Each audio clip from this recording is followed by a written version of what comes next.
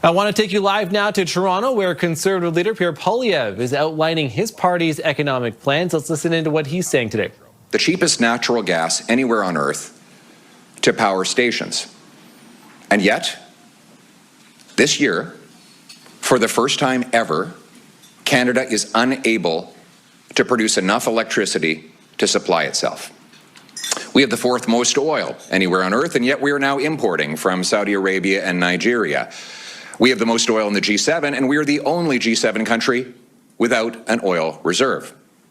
We have the most land, but we have 10 times more land per person to live on, and yet we have the fewest homes per capita in the G7. We have the third most farmland per capita in the world, and yet 2.2 million people line up at food banks every month. That is a 100% increase over the last 7 years. And the bad news, I'm afraid, continues. Under Mark Carney, Canada has the highest household debt in the G7, the most unaffordable housing in the G7, the lowest investment per worker in the G7, the worst food price inflation in the G7, the second lowest productivity in the G7, and the second highest unemployment in the G7.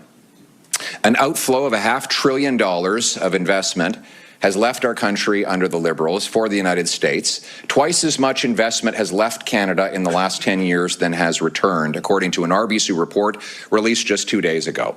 And twice as many Canadians are opening businesses in the United States as in Canada. Let that sink in. Twice as many Canadians are opening businesses in the United States than in Canada. And we got a solution to this problem at the Liberal convention. They want to put a $500,000 exit tax on anyone threatening to leave the country. Any country that feels it must punish people for fleeing is not a place of hope and optimism. The Canadian Federation of Independent Business wrote this week that after a year of Mark Carney, quote, more businesses have been closing than opening in Canada. It's time to admit it.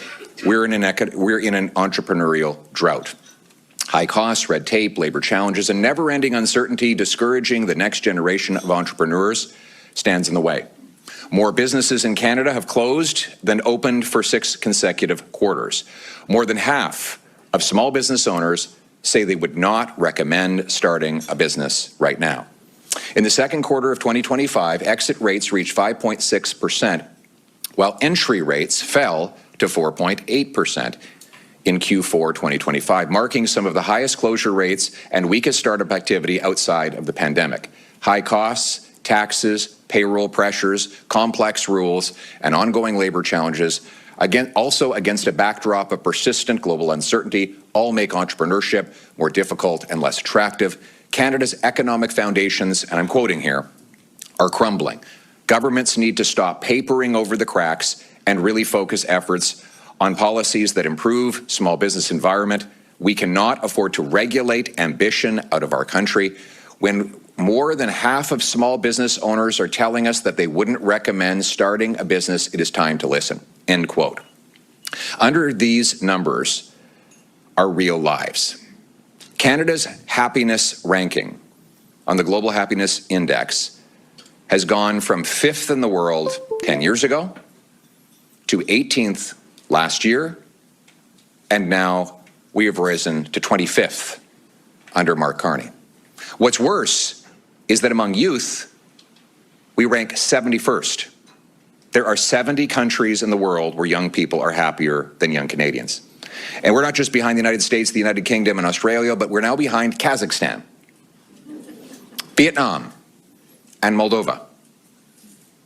Young people in Kazakhstan are happier than young people in Canada.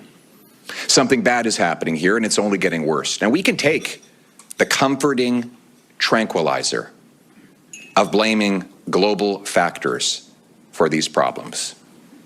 But all the other countries that we're falling behind face those same factors. They all face tariffs, they faced COVID, wars in Ukraine and Iran. Why is it that we're doing so much worse than all those other countries? Why is it that our economy is crumbling only here under this Liberal government?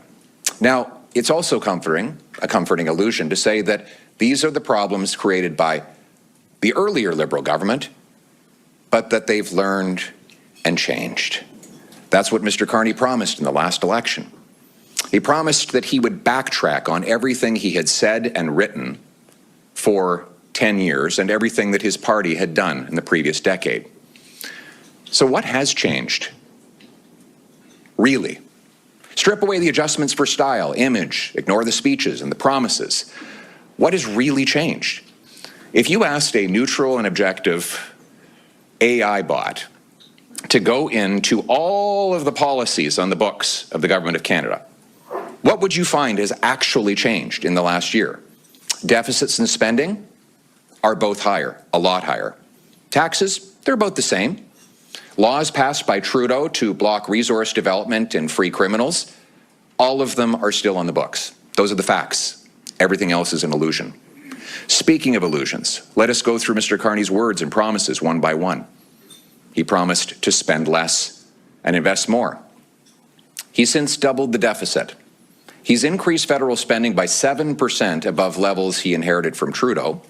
Outside of COVID, government spending is, as a share of GDP, higher than it's been since 1996, and the deficit is the biggest in our country's history.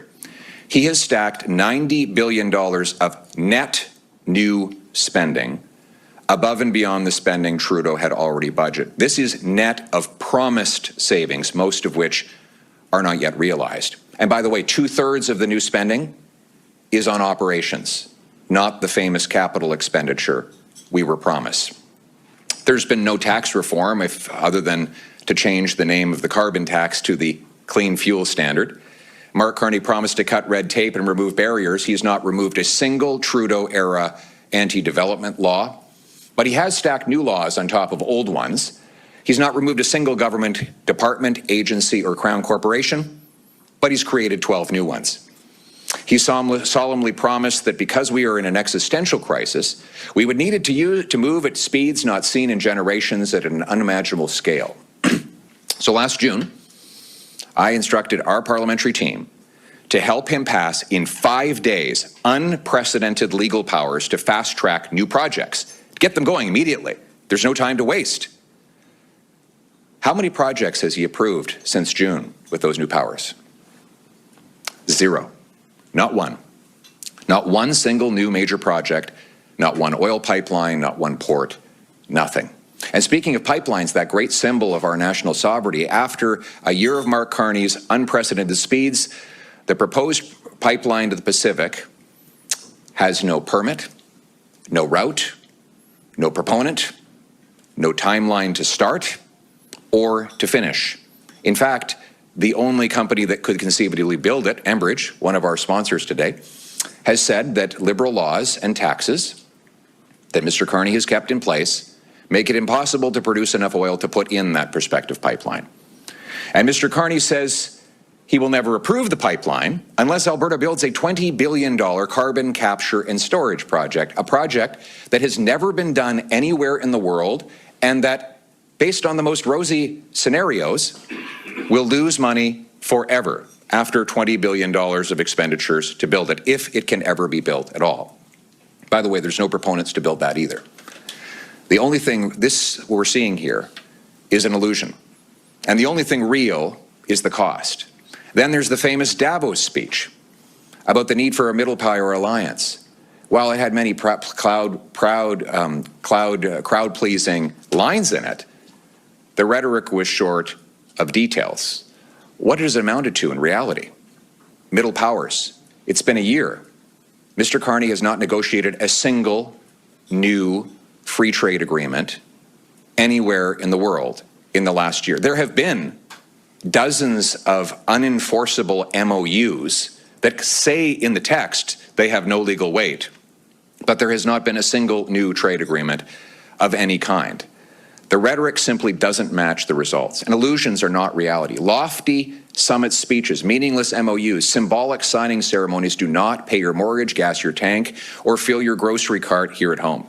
They do not grow the economy, make us unbreakable abroad. So what is really going on here?